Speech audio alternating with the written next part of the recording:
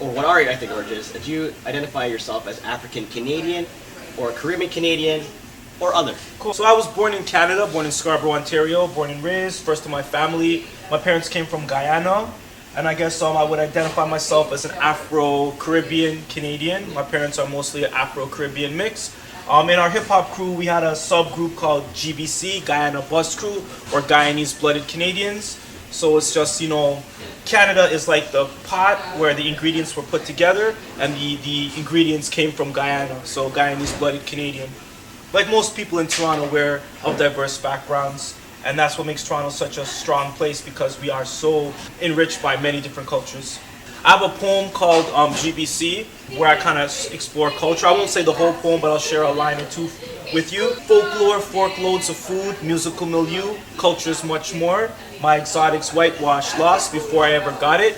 So folklore, fork loads of food, musical milieu. So food was like a main way of culture being passed, whether it's mom's cooking, granny's cooking, auntie's cooking, that West Indian cuisine.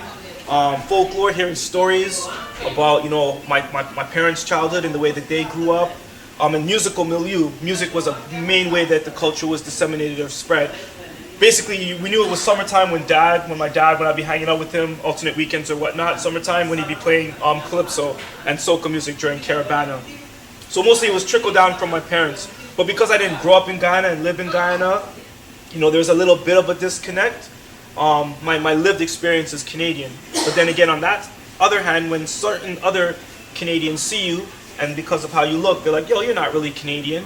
But then again, there's the disconnect with Guyana, since I didn't grow up and live there, so it's like you're kind of in this little limbo in-between place. And have you dealt with any prejudice or racism in your life because of who you are? Yes. And if so, what happened and how did it make you feel?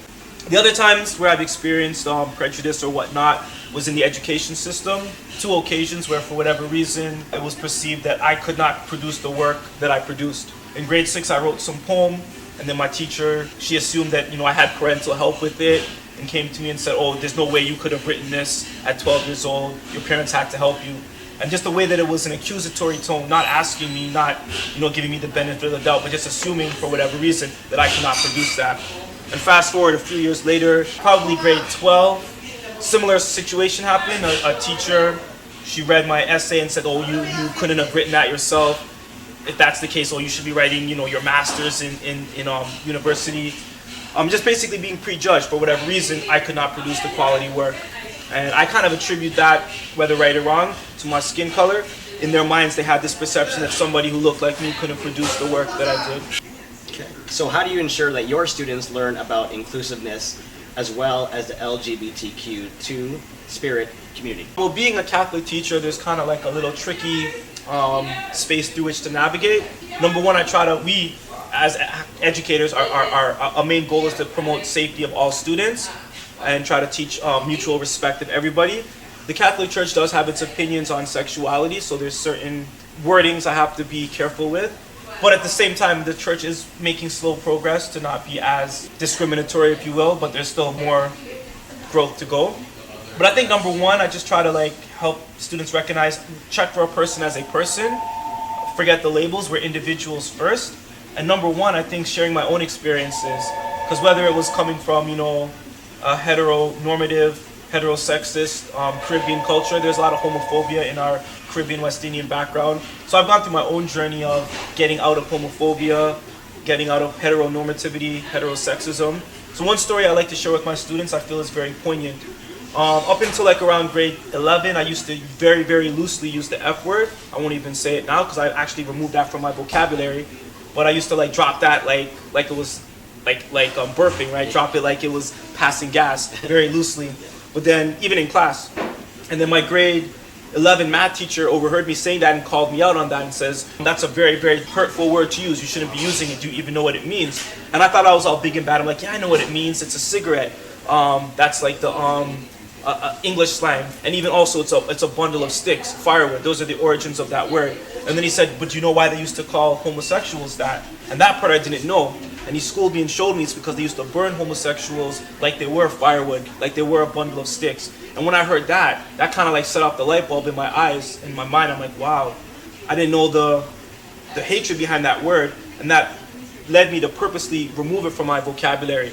And I think sharing that story, which I share every year when we do our little unit on bullying, because the F word, it does pop up in this text we study. Bully by Dio. Shout out to Dio. He has a great resource you can use to help, show the dangers of bullying. Anyway, so when we study that text, I share that story of my own personal growth and journey. And I think if the students can see that, you were at one point and you learn from it to get to another point, it kind of helps them along their own journey. Yeah. Amazing. Thank you. You are an independent rap artist. Yes, sir. Your Torontario song is lyrical greatness. Thank you. You gotta hit up YouTube for that. Amazing. How do you feel when you're emceeing or rapping? What is your message? How do I feel when I'm emceeing? That's like the ultimate high. That's like, honestly, I don't mean to be like too blunt, but without that, like I might want to like end my life or not have that purpose. That's like the best natural euphoria, whether it's the process of creating the rhymes or actually rocking it on stage, putting it together. It helps give me purpose. What my message is just, tell your story, be you. Unfortunately, the era now, it seems like you get props by copying, mimicking a sound. That wasn't the era we grew up in. Originality was rewarded. If you actually sounded like the next man, you would get booed, you would get, thrown off the stage, whatever.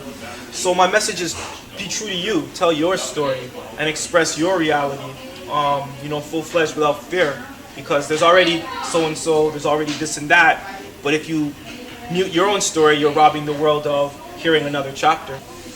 For young rappers who want to follow in their dream, what advice do you want to give them about the industry?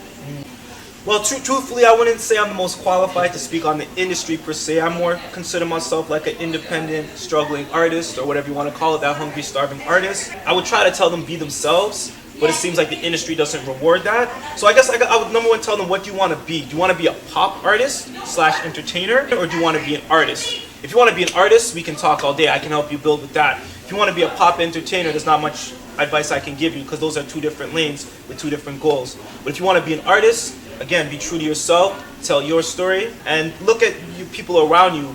Who can you build with? Because you can't do it alone, and you have lots of resources around you. Maybe so-and-so, your friend from elementary school, is a good artist. They can help you with the artwork. So-and-so is good at videography. They can help you with recording, making your videos. And especially in this day and age, YouTube, all the social media where you can connect directly to fans, I would say tap into that and use your peoples.